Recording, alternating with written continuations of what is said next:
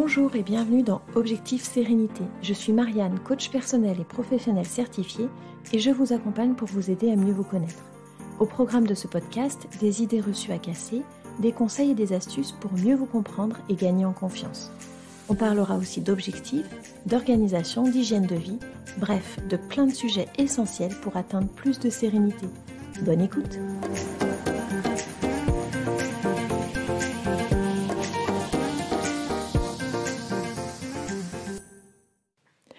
Bonjour et bienvenue dans ce premier épisode de l'année 2022 du podcast.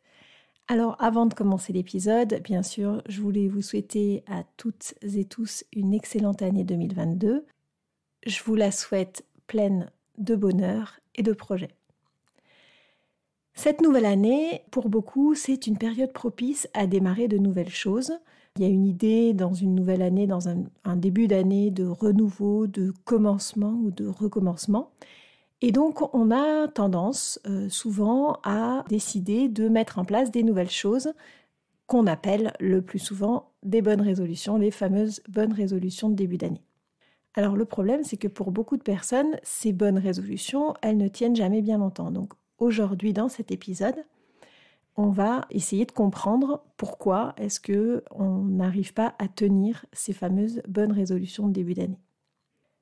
Alors, pour tout ce qui est par rapport à la formulation de nos bonnes résolutions, je vous renvoie à l'épisode 1 du podcast qui s'appelle « 3 raisons qui m'empêchent d'atteindre mes objectifs » où on parlait justement de qu'est-ce qui posait problème dans la formulation des objectifs que l'on se fixait et donc qu'est-ce qui pouvait nous empêcher de les atteindre. Là, on va plus se poser la question de pourquoi certains objectifs, on va pas réussir à mettre en place tout ce qu'il faut pour les atteindre.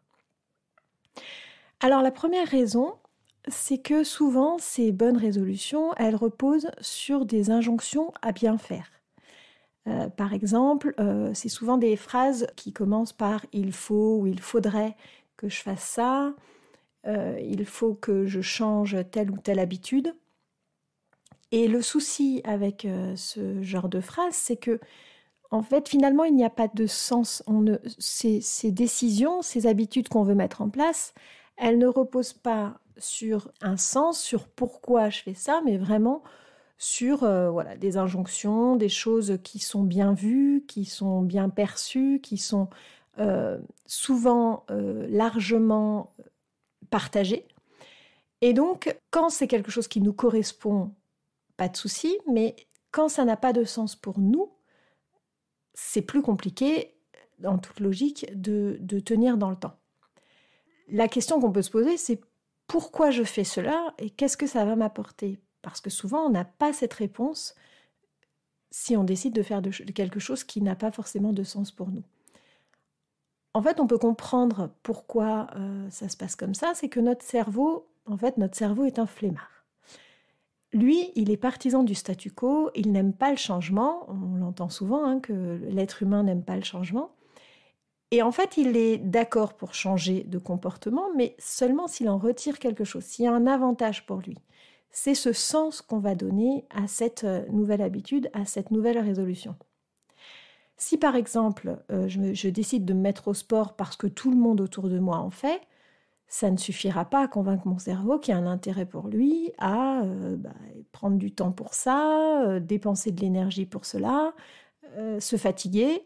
Enfin, c'est pas le cerveau qui se fatigue, mais c'est le corps, mais bon, ça va ensemble. Donc, en tout cas, il ne va pas y voir son intérêt, donc ça va être difficile de mettre en place de nouvelles habitudes et une nouvelle routine par rapport à ça. Donc, la première question à se poser, c'est que quand on met en place une résolution, une nouvelle décision, une nouvelle habitude, c'est qu'est-ce que ça m'apporte ? Pourquoi je fais cela ? Voilà, est-ce que c'est quelque chose vraiment que je souhaite faire ? La deuxième question, qui est un peu en lien avec celle-là, qu'on peut se poser, c'est est-ce que c'est bon pour moi ? Et est-ce que j'en ai vraiment envie ? Parce que parfois, ce qui est bon pour certains ne me correspond pas forcément. Si je reprends l'exemple du sport, bien sûr, le sport a énormément de bienfaits, que ça soit pour la santé physique ou pour la santé mentale, mais certains sports peuvent être faits pour certaines personnes et puis peuvent ne pas du tout me correspondre à moi. Donc si je décide de faire du fitness 3 fois par semaine à partir du 1er janvier, alors que moi, je ne retire aucun plaisir à faire cela, ou que c'est quelque chose qui ne m'intéresse pas, alors qu'il peut y avoir d'autres activités qui peuvent m'intéresser beaucoup plus, là, effectivement, je vais avoir du mal à m'y tenir. Donc si je veux vraiment mettre en place de nouvelles habitudes et de nouvelles activités physiques dans mon quotidien, bien entendu, c'est quelque chose qui peut être complètement positif, mais à condition que ça soit quelque chose qui me fait du bien, qui est bon pour moi et qui m'apporte quelque chose et dans lequel je prenne quand même du plaisir et qui soit qui me corresponde complètement. Et enfin, la troisième chose importante à retenir, c'est que notre cerveau, pour mettre en place une nouvelle habitude, pour mettre en place de nouveaux mécanismes, il a besoin de répétition, d'entraînement, parce que ça va lui demander un certain nombre d'énergie. Il va devoir, comme ça, reproduire ce mécanisme un certain temps avant que ça devienne vraiment quelque chose d'automatique, quelque chose de routinier, quelque chose d'ancré.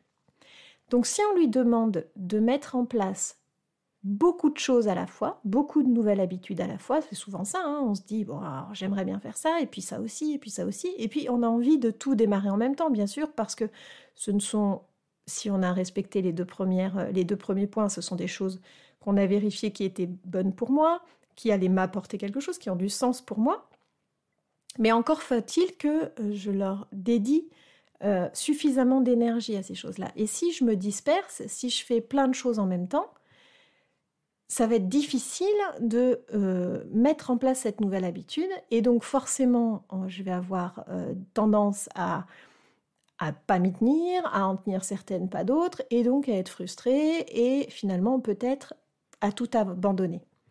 Donc il vaut mieux se concentrer sur une nouvelle habitude, et quand celle-ci est bien ancrée, travailler pour en mettre en place une nouvelle, etc., etc. Alors bien sûr, s'il y a des petites choses qui ne demandent pas forcément énormément de répétition et de temps de mise en place, je peux faire plusieurs choses en même temps, bien entendu, mais si je me lance dans quelque chose d'un petit peu nouveau pour moi, qui me demande d'y penser, qui me demande un certain temps d'intégration, il vaut mieux que je me concentre sur une chose à la fois.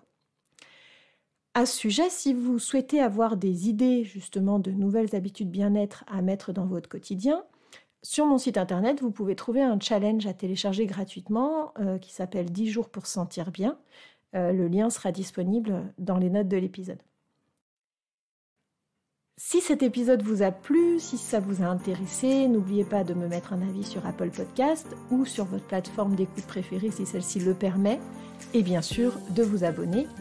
Comme toujours, je vous laisse dans les notes de l'épisode le lien vers mon site internet. Vous pouvez me suivre sur Instagram pour accéder à encore plus de conseils et d'astuces. Et si vous avez envie d'aller plus loin et d'accéder à un véritable accompagnement pour gagner en confiance et en sérénité, inscrivez-vous sur la liste d'attente d'Objectif Sérénité, mon futur programme d'auto-coaching, pour être averti de sa sortie dans les mois qui viennent. Je vous souhaite à nouveau une excellente année 2022 et je vous dis à très bientôt dans un prochain épisode.